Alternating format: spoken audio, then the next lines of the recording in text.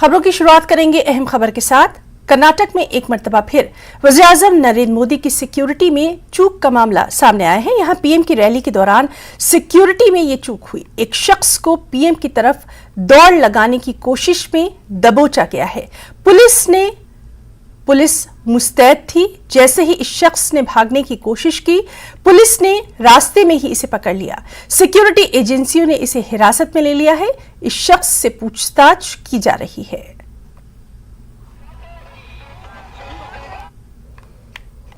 PM Modi ने शनिचर के रोज बेंगलुरु में नई मेट्रो लाइन का इफ्तिताह किया। वज़ीर-ए-आज़म ने मेट्रो लाइन की सवारी के लिए मेट्रो टिकट भी खरीदा और सवारी की।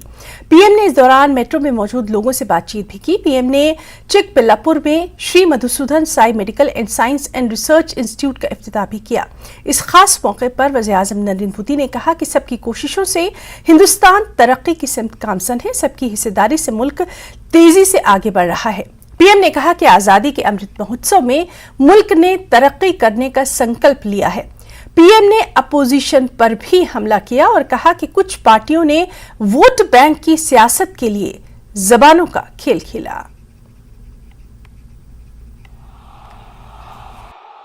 मुझे जब जब दावणगेरे आने का अवसर मिला, हर बार मैंने देखा है आपके आशीर्वाद बढ़ते ही जाते हैं, बढ़ते ही जाते हैं। मैं कर्नाटका बीजेपी का धन्यवाद करता हूं कि आज उन्होंने कार्यक्रम की ऐसी रचना की कि मुझे आप सबके दर्शन करने का मौका मिला और फिर मैं मंच पे आया। आप जैसे पुरुषार्थी, त्याग और तपस्या से भरे हुए मां भारती के उज्जवल भविष्य के लिए जीने वाले, जूझने वाले आप सबके दर्शन करना, ये मेरे लिए बहुत बड़ा सौभाग्य की बात है। और आज देखिए सुखद संयोग, आज विजय संकल्प रैली हो रही है।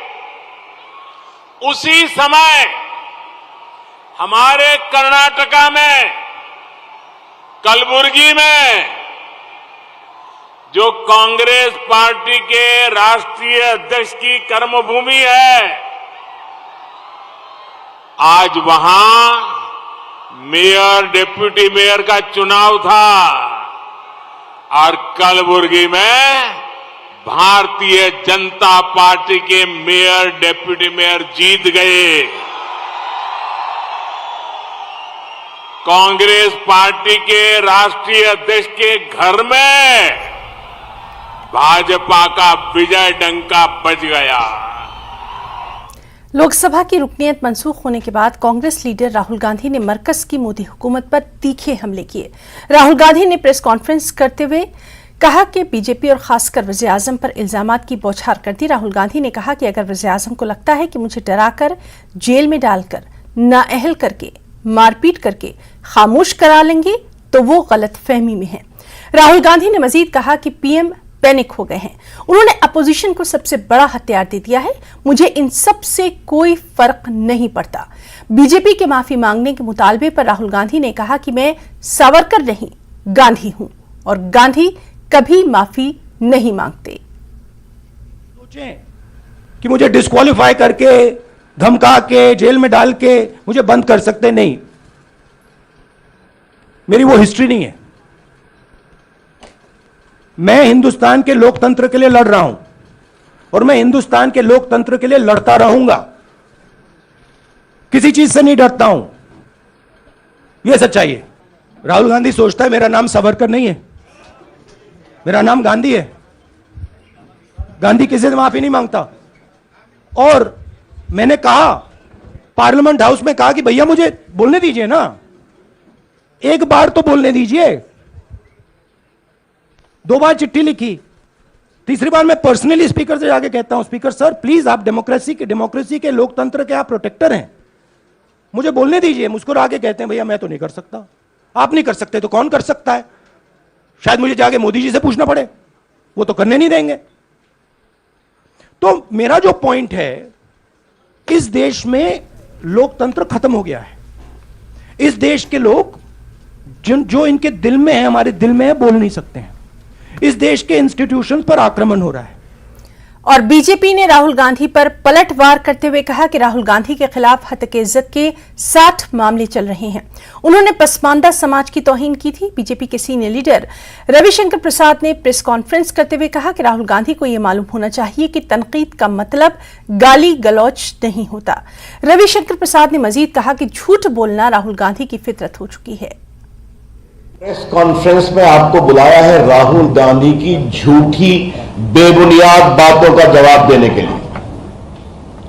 अभी उनका दिल्ली में प्रेस कॉन्फ्रेंस हुआ है और अपनी आदत के मुताबिक राहुल गांधी ने भटकाने की कोशिश की, गलत बयानी की और विषय पर कुछ नहीं बोले। राहुल गांधी को सजा हुई है 2019 में उनके एक भाषण पर। आज राहुल गांधी ने क्या बोला? उनका कमेंट था, मैं सोच समझकर बोलता हूं। तो राहुल गांधी ने 2019 में जो बोला था वो सोच समझकर बोले थे। मैं उन्हीं की बात को कोट कर रहा हूं। और उन्होंने क्या कहा था? ये सारे मोदी चोर क्यों होते हैं? मोदी बिहार, पूर्वी भारत, पश्चिम भारत में पिछड़े और अति पिछड़े समाज से आते हैं, सबसे बड़ी संख्या में। तो श्रीमान राहुल गांधी ने पिछड़े समाज का अपमान किया था पब्लिक मीटिंग में। आलोचना करने का अधिकार है, गाली देने का अधिकार नहीं है। और राहुल गांधी ने गाली दी थी, बेइज्जत किया था, बेबुनियाद बातें की थी। तो राहुल गांधी जी, अगर आपको गाली देने का अधिकार है, एब्यूज करने का अधिकार है, तो जो पीड़ित होते हैं उनको कोर्ट में जाने का अधिकार है। वो कोर्ट में सुनवाई हुई, उनको भी अपनी बात कहने का वकील के माध्यम से मौका मिला। कोर्ट ने पूछा आप माफी मांगेंगे? उन्होंने कहा मैं माफी नहीं मांगूंगा। तब यह फैसला हुआ है। खालिस्तानी लीडर अमृतपाल सिंह को पकड़ने के लिए पंजाब पुलिस की कार्रवाई का 8वां दिन है। अमृतपाल अभी तक मफरूर है। इस दौरान एक बड़ा इंकिशाफ हुआ है कि अमृतपाल सिंह अपनी फौज तैयार कर रहा था। पुलिस ने बताया कि अमृतपाल टाइगर फोर्स नामी अपनी फौज बनाने की तैयारी कर रहा था।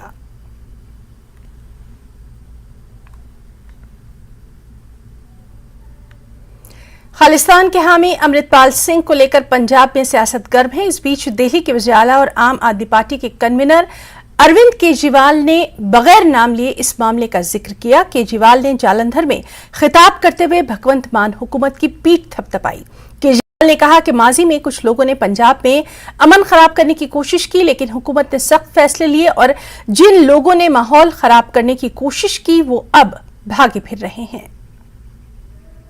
आप लोगों ने एक ईमानदार सरकार बनाई है।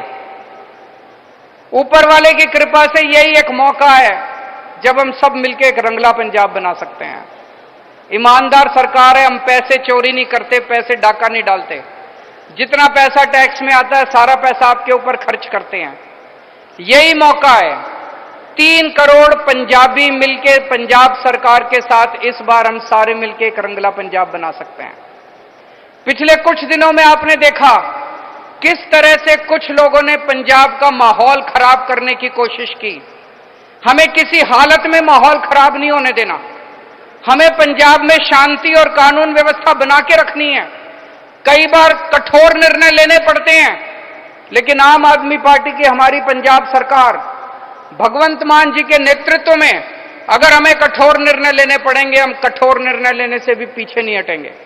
पिछले कुछ दिनों के अंदर जिस तरह से पंजाब के अंदर शांति व्यवस्था बनाए रखने के लिए मान साहब ने कठोर निर्णय लिए, लेकिन बिना एक भी गोली चले, बिना कोई भी खून बहे, पूरे पंजाब के अंदर आज शांति व्यवस्था बरकरार है।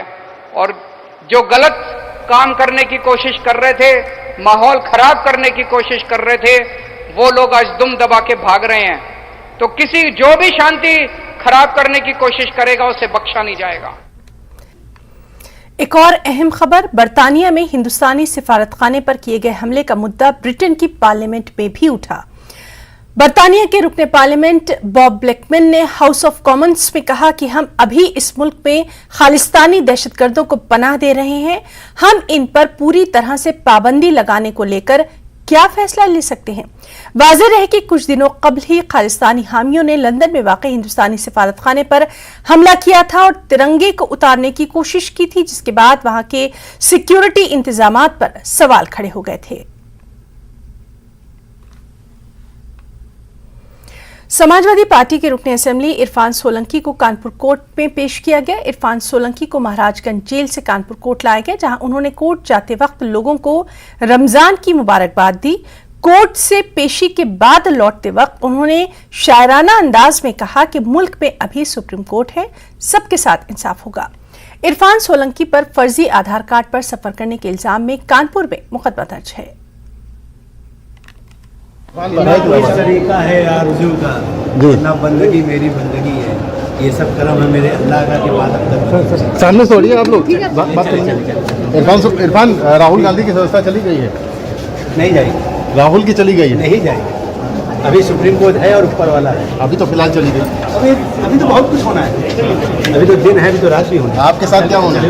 मेरे साथ इंसाफ होगा और मुझे यकीन है मेरे अल्लाह पे, अल्लाह है और इंसाफ है। एक और अहम खबर, मुल्क में 3 साल बाद कोरोना एक बार फिर डराने लगा है। कोरोना के केसेस में लगातार इजाफा देखा जा रहा है। रोजाना की मुस्बत शरह बढ़कर 1.33% हो गई है। गुज़िश्ता 24 घंटों में कोरोना के 1590 केसेस दर्ज किए गए और ये तादाद 146 दिनों में सबसे ज्यादा है। हिंदुस्तान में कोरोना पॉजिटिव मरीजों की तादाद 8600 से ज्यादा हो गई है। कोरोना के बढ़ते मामलों को देखते हुए वजारत सेहत ने ज्वाइंट एडवाइजरी जारी की है और लोगों से खास एहतियात बरतने की अपील की गई है। वजारत सेहत ने अस्पतालों को भी किसी भी हालात से निपटने के लिए तैयार रहने और इंतजामात मुकम्मल करने की हिदायत दी है। कोविड का जो नया वेरिएंट अभी देश में दिखाई दे रहा है, ये हमारे देश में चल रहे XX1 वेरिएंट का ही एक पार्ट है, उसका म्यूटेट हुआ वर्जन है और हमें सतर्क अवश्य रहना है, लेकिन घबराने की आवश्यकता नहीं है। आज तक देश में 216 म्यूटेट होकर नए वेरिएंट अभी तक पाया गया।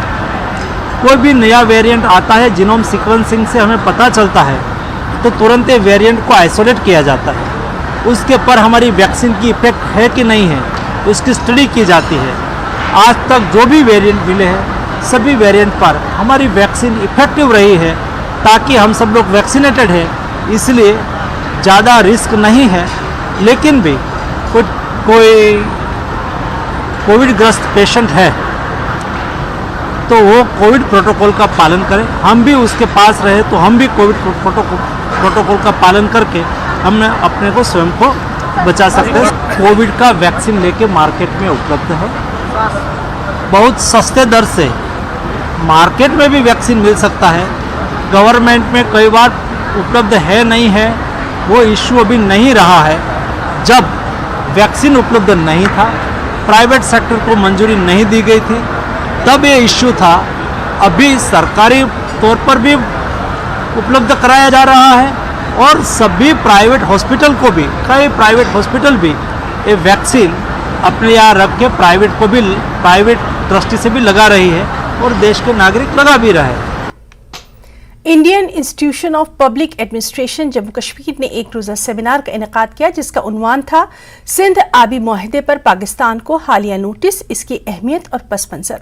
इस मौके पर माहिरीन तालीम, साबिक ब्यूरोक्रेट्स और दिफाई उमूर के माहिरीन के अलावा बड़ी तादाद में अहम शख्सियात मौजूद रहीं। प्रोग्राम से खिताब करते हुए मुकर्रीन ने सिंध आबी मुआहदे के पस मंजर की रोशनी में इसकी अहमियत को उजागर किया। मुकर्रीन ने इस मौके पर कहा कि यह पहली बार हुआ है कि भारत ने आबी मुआहदे के आर्टिकल 12 की खिलाफ वर्जी करते हुए पाकिस्तान को नोटिस जारी किया है और 90 दिन में नोटिस का जवाब तलब किया है। इनका कहना था कि भारत ने हमेशा सिंध तास मुआहदे की शरात और जवाबित पर अमल किया, लेकिन पाकिस्तान ने कभी इसके मुताबिक जवाब नहीं दिया।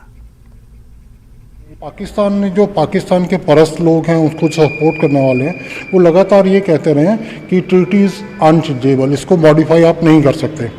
लेकिन जिस तरह इंडियन कॉन्स्टिट्यूशन को आपको चेंज करना हो तो आपको लिए कॉन्स्टिट्यूशनल अमेंडमेंट का एक प्रावधान है, और वो प्रावधान है आर्टिकल 368, अगर आपको भारतीय संविधान में कोई चेंज करनी है। इसी तरीके से अगर आपको इंडस वाटर ट्रीटी में चेंज करनी है तो आपको आर्टिकल 12 सेक्शन 3 पैराग्राफ 3 देखना होता है, और इसी कारण जो है पाकिस्तान इससे परेशान है। जो हमारा पानी है जो हमको अलॉटेड है, जो ईस्टर्न रिवर्स हैं वो तो हिंदुस्तान को अलॉटेड ही हैं, जो वेस्टर्न रिवर्स में भी कुछ पानी है उसको पूरा तरह जो इस्तेमाल करना वो तो हमारा काम है, और भारत सरकार उसमें बड़े सारे स्टेप्स भी ले रही है। जैसे हम कई नए प्रोजेक्ट हैं, उज है, शाहपुर कंडी बैराज है, या सेकेंड रावी ब्यास लिंक है, या और राव के ऊपर जो डैम बनने हैं उस पर जो काम हो रहा है, तेज़ी से काम हो रहा है। और उसके साथ ही कई जो एग्जिस्टिंग मैकेनिज्म है, जो डिफरेंसेस हैं, जब डिस्प्यूट बन जाते हैं उसको हल करने का ग्रेडेड मैकेनिज्म जो पाकिस्तान को फॉलो नहीं करता है, और जो चीज़ें यहाँ पे भारत उस ट्रीटी के तहत रहते हुए भी करता है उसमें अड़ंगा लड़ाने की कोशिश करती है। तो मैं समझता हूँ कि उस पर जो गवर्नमेंट ऑफ इंडिया ने नोटिस दिया है उस चीज़ों को पर्सपेक्टिव में रखने के लिए किया है कि जो मैकेनिज्म है ट्रीटी के मुताबिक किया जाए। Jammu Kashmir is the main major stake holder. ये 5 नदियां हैं जो उन्होंने बताया है, जो वेस्टर्न रिवर्स हैं चाहे ईस्टर्न रिवर्स हैं, उसके जिस basic stake holders Jammu Kashmir का नागरिक है, और इसमें जितने भी जो हाइड्रो इलेक्ट्रिक प्रोजेक्ट्स हैं उसके जो इलेक्ट्रिसिटी और पानी भी, जितना भी पानी है जो इंडस वाटर ट्रीटी में आपको राइट्स हैं वो भी अभी तक 70 साल में अभी तक हम पूरा यूज़ नहीं कर पा रहे हैं, और अभी इसका जम्मू कश्मीर में डिमांड बढ़ रहा है। इस कारण से जम्मू कश्मीर का जो पहले राज्य सरकार था 2005 से लेके और 13 भी जम्मू कश्मीर का उस टाइम का जो चीफ मिनिस्टर इसका मुद्दा उठाया है जी कि पैसा पाकिस्तान का जितना पानी जा रहा है उसके पाकिस्तान को पेमेंट करना चाहिए। गवर्नमेंट मेडिकल कॉलेज जम्मू में ड्यूटी पर मौजूद डॉक्टर के साथ बदतमीजी का मामला पेश आया। अस्पताल से रुजू होने वाले मरीजों के रिश्तेदारों ने मरीजों की तशखीस न करने का इल्जाम लगाते हुए डॉक्टर की पिटाई कर डाली। पुलिस इस मामले में एक मुकदमा दर्ज करके जांच कर रही है। ये मामला गुज़िश्ता रोज पेश आया।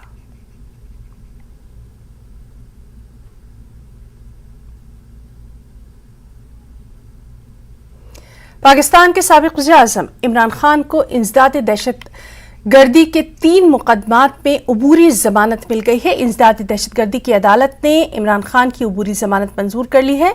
इमरान खान 3 मुकदमात में जमानत के लिए इंसदाद दहशत गर्दी की अदालत पहुंचे थे। इमरान खान के खिलाफ लाहौर के थाना रेसकोर्स में 3 मुकदमात दर्ज हैं, जिनमें PTI कारकुन जिले शाह की मौत, जलाव, घेराव और कार सरकार में मदाखलत के मुकदमात हैं, जिसमें इंसदाद दहशतगर्दी और आनते जुर्म की दफात है। इमरान खान की इन मुकदमात में हाई कोर्ट ने हिफाजती जमानत मंजूर की थी और उन्हें मुताल्लिका अदालत से रुजू करने के लिए कहा गया था।